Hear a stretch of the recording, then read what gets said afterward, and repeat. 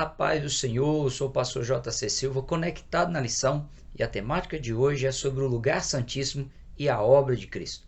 Me ajude a impulsionar esse vídeo, deixando aí seu feedback, seu like, seus comentários, compartilhe o vídeo nas suas redes sociais. Suas interações são muito importantes para impulsionar esse canal. Acione o sininho para receber as notificações sempre que houver uma nova postagem. Diga de onde você está conectado na lição. O versículo do dia está em Mateus capítulo 27, versículo 51. E eis que o véu do templo se rasgou em dois, de alto a baixo, e tremeu a terra, e fenderam-se as pedras. Na verdade, aplicado, o pastor César Rosa, ele reforça que através de Jesus temos acesso ao lugar santíssimo.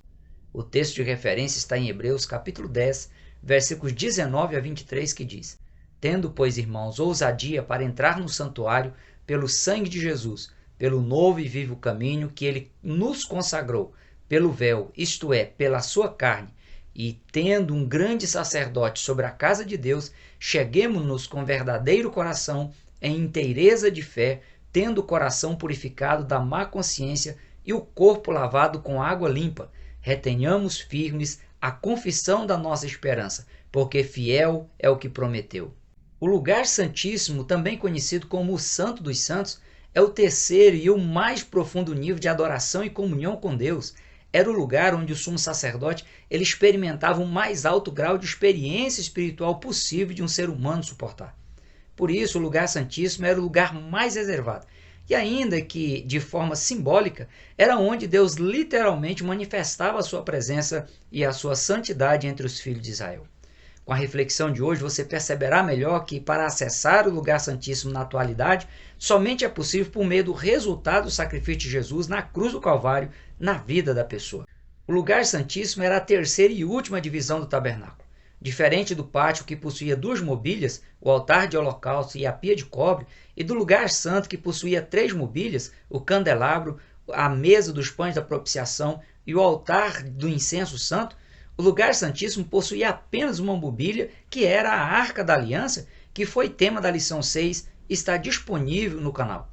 Além de ser um local restrito ao acesso apenas do sumo sacerdote uma vez por ano, era o local com o menor espaço no tabernáculo, com apenas 10 côvados, em torno de 4,57 metros de largura, de comprimento e de altura. Era considerado o lugar do trono de Deus entre os filhos de Israel. Na medida de 10 côvados quadrangular, o destaque fica para o número 10, que na numerologia bíblica fala de plenitude. Ou seja, era o espaço onde a plenitude de Deus, suportável ao ser humano, era manifestada entre os filhos de Israel. O fato de o lugar santíssimo ser quadrangular na forma de um cubo, com a mesma medida de comprimento, largura e altura, aponta para o fato de os 4 cantos da terra estar representados no lugar santíssimo por meio dos 4 evangelhos que propagam a realidade inquestionável e universal da onipresença e da santidade de Deus. Por ser o menor espaço do tabernáculo, denota ser um lugar de intimidade plena, com foco na Arca da Aliança e na glória de Deus manifestada sobre ela entre os querubins. Outro detalhe com rico simbolismo quanto ao Santo dos Santos é que no dia 10 do 7º mês, o sumo sacerdote, com o incensário aceso, com o fogo tirado do altar de holocausto e com o sangue da expiação colhido do animal que fora sacrificado em prol da nação de Israel, ele entrava no lugar santíssimo. Dia 10, como já disse antes, o número 10 fala de plenitude. O 7º mês, na numerologia bíblica, o número 7 é o número de Deus. Ou seja, seria o mês e o dia da manifestação da plenitude de Deus entre os filhos de Israel. O incenso santo queimado no incensário, pela sua composição e a forma como era preparado, simboliza o resultado final do sacrifício de Jesus. O fogo no incensário retirado do altar de holocausto aponta para o fato de que Deus ele não aceita fogo estranho em sua presença, mas somente o que for resultado do sacrifício oferecido por um coração arrependido e contrito, que pela fé entrar pela porta que é Jesus. O sangue da expiação levado pelo sumo sacerdote comprova que sem derramamento de sangue não há remissão de pecado. Portanto, somente por meio do sangue de Jesus o ser humano pode ter experiências profundas na presença de Deus. Em cima da Arca da Aliança, fundido lá na tampa da Arca da Aliança, tinha 2 querubins em posição de adoração, com o rosto voltado para a arca, e entre eles havia um espaço vazio, uma referência ao local de habitação de Deus, que é entre os querubins. O pastor César Rosa, ele lembra que a restrição de acesso de outras pessoas era total e sob pena de morte, pois o lugar santíssimo era o local que melhor simbolizava a santidade absoluta de Deus. Quando o sumo sacerdote ele entrava no lugar santíssimo e se movimentava lá dentro, as campainhas de ouro e as romãs fixadas nas bordas das vestes do sumo sacerdote, elas faziam barulho ao se tocarem e as pessoas se alegravam, pois era um sinal de que Deus ele havia aceito o sacrifício e perdoado o povo. No momento em que Jesus expirou na cruz e o véu do templo se rasgou em 2 de alto a baixo, qualquer pessoa, pela fé no sacrifício de Jesus, pode ter acesso livre à santíssima presença de Deus em quaisquer momentos, lugares ou situações para adorá-lo em espírito e em verdade. O véu da separação, também conhecido como o véu do templo de Jerusalém nos dias de Jesus, era uma cortina feita de linho fino branco, entretecido com fios de cores azul, púrpura e carmesim, com bordado especial com a figura de querubins, e era fixada com colchetes de ouro para ficar suspensa sobre 4 colunas de madeira de acácia cobertas de ouro sobre 4 bases de prata. O véu do templo ele tinha 10 centímetros de espessura e era tecido à mão com 72 dobras torcidas, cada dobra feita com 22 fios. Somente uma junta de bois conseguiria rasgar o véu do templo, o véu da separação. Os tecidos utilizados na confecção do véu, que demarcava o lugar santo do lugar santíssimo, é símbolo do caráter santo e pleno de Jesus. Considerando que o escritor aos Hebreus compara a carne de Jesus com o véu que foi rasgado, a cor azul aponta para a divindade de Jesus. A cor púrpura, um vermelho roxo, aponta para a realeza de Jesus. A cor branca fala da santidade de Jesus. E a cor carmesim, um vermelho forte, brilhante e profundo, aponta para a obra expiatória de Jesus por toda a humanidade, pela qual Jesus derramou o seu sangue. O pastor César Rosa, ele ressalta que o termo véu é a tradução do hebraico paroquete e significa separar, deixando explícito que o caminho de acesso à presença de Deus estava restrito, tendo em vista a pecaminosidade humana e a incapacidade do ser humano cumprir a lei mosaica para se santificar ao ponto de poder entrar no lugar santíssimo. Quando o véu do templo se rasgou de alto a baixo no momento em que Jesus expirou na cruz, a ênfase do texto foi na pessoa, no ministério e na obra de Jesus, já que, por ter vivido de forma santa diante de Deus, ter concretizado de forma perfeita a sua missão e se entregado para morrer em substituição da humanidade, Jesus, em substituição ao véu do templo, se tornou o meio de acesso ao mais profundo nível de experiência espiritual que o ser humano pode alcançar. Querer acessar a presença de Deus por outro meio que não seja pela fé no sacrifício perfeito e eterno de Jesus é viver uma falsa religiosidade incapaz de conduzir o ser humano à redenção eterna. Como bem define a bispa Marvi Ferreira, o sublime ato de amor de Cristo, doando-se em sacrifício na cruz, nos oportunizou acesso à sala do trono. Acessar o lugar santíssimo e ser envolvido pela glória de Deus era uma experiência única e restrita ao sumo sacerdote, o único até então autorizado a entrar naquele ambiente para expiar o pecado do povo diante de Deus e levar ao povo o anúncio do perdão divino. A permissão para entrar no Santo dos Santos era cercada de uma série de exigências que deveriam ser cumpridas à risca.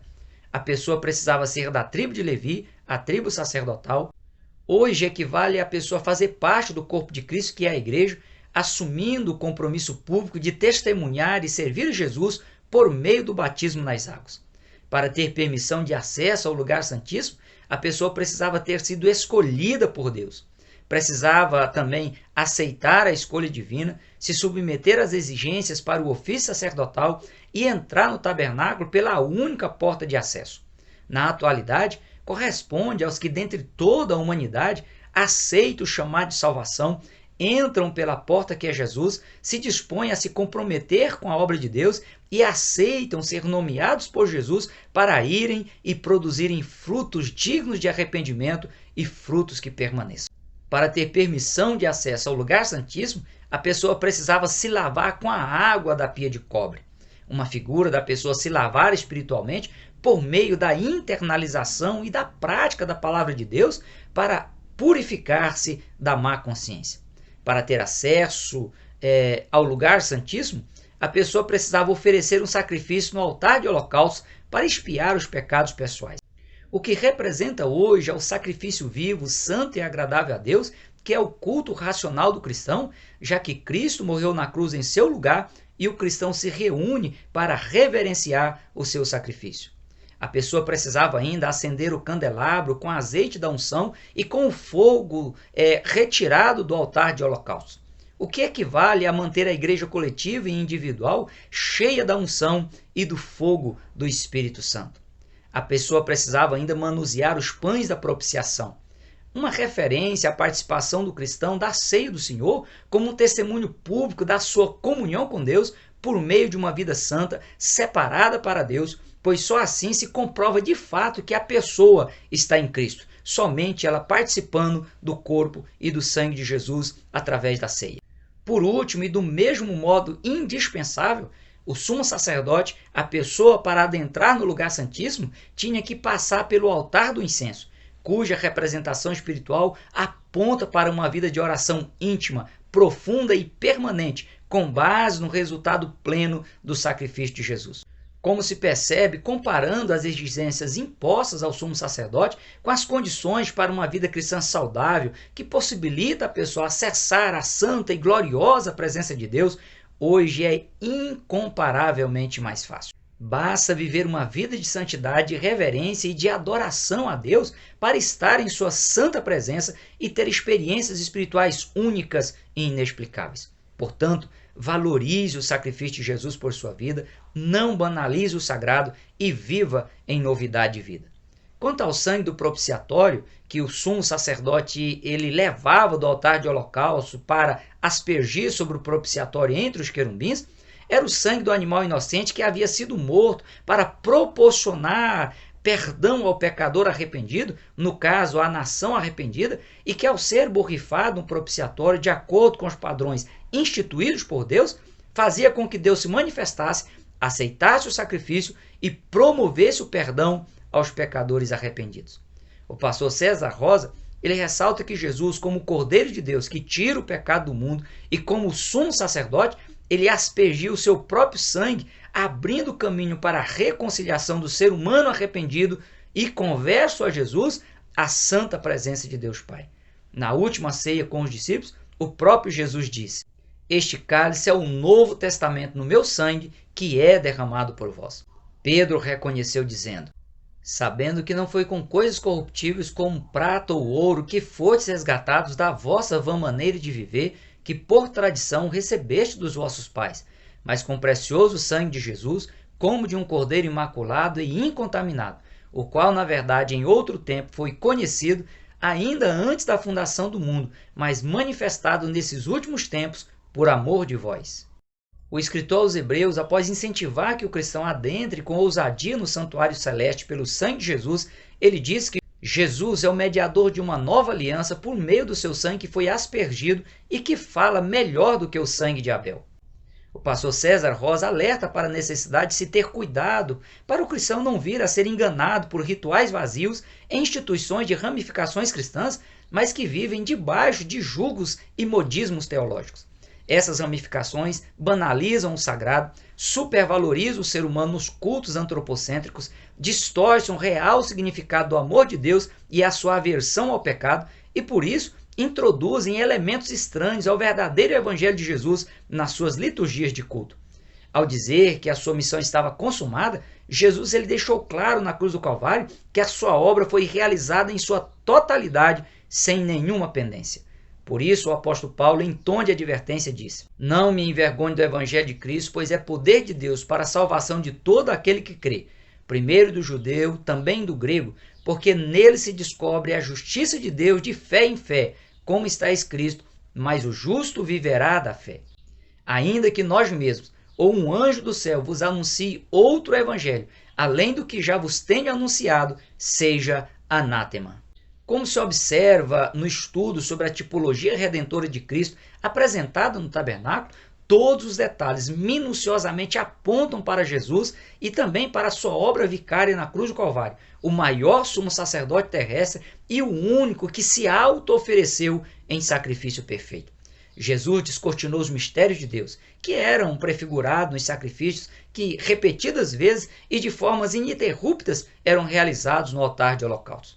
Como Jesus cumpriu todos os aspectos legais contidos na lei mosaica quanto à forma de vida santa separada para Deus, como também quanto às características de perfeição exigidas de quem morreria em substituição ao pecador arrependido, Jesus abriu a porta da graça de uma forma mais ampla, pois sem nenhum merecimento, sem ter que se dispor de valores financeiros, de abrir mão de propriedades particulares ou de se submeter a rituais de autoflagelo, apenas pela fé sincera em Jesus, o ser humano, o pecador arrependido, ele pode alcançar o perdão divino. Com a porta da graça aberta, deu início à dispensação da graça, também conhecida como dispensação da nova aliança, período de tempo em que Deus age e fala à humanidade por meio do Espírito Santo, que distribui dons espirituais e atua por meio da revelação, da interpretação da palavra de Deus, a Bíblia Sagrada, na vida dos servos e servas de Deus na terra.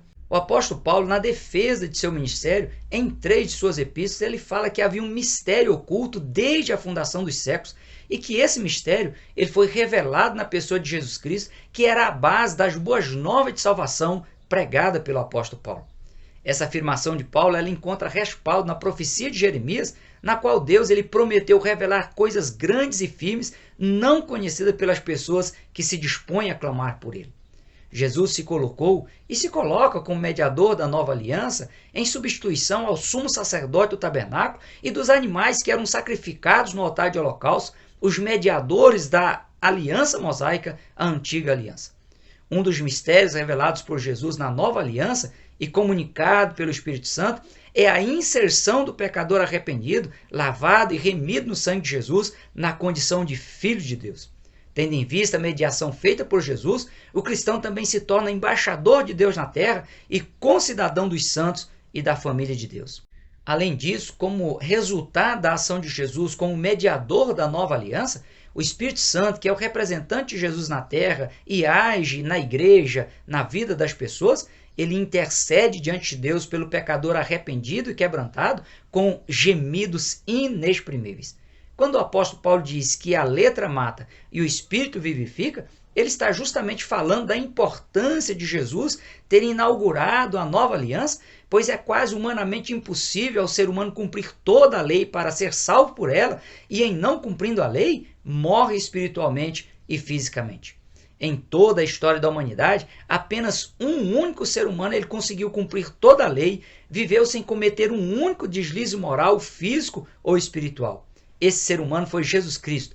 Por isso ele se tornou o mediador dessa nova aliança. Por isso o escritor aos Hebreus escreveu dizendo: não temos um sumo sacerdote que não possa compadecer-se das nossas fraquezas, porém um que, como nós, em tudo foi tentado, mas sem pecado. Cheguemos, pois, com confiança ao trono da graça, para que possamos alcançar misericórdia e achar graça, a fim de sermos ajudados em tempo oportuno. Com a morte e a ressurreição de Jesus, as leis cerimoniais relacionadas com os rituais de sacrifício no tabernáculo perderam a sua eficácia, pois o sacrifício de Jesus foi perfeito e ele é eterno, sem nenhuma necessidade que se repita ou se acrescente algo a ele.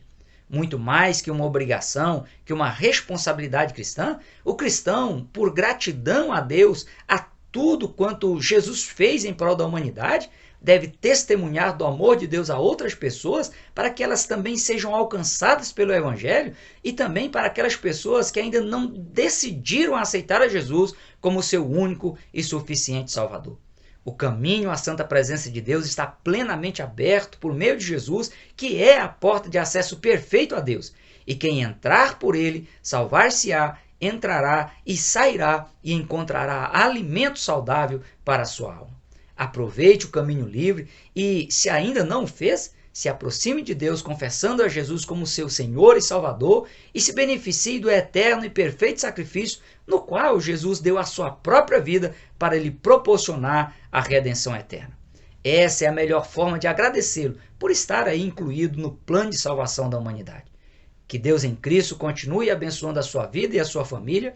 Hoje nós ficamos por aqui. Até o próximo encontro, se Deus quiser. Prossiga na paz do Senhor.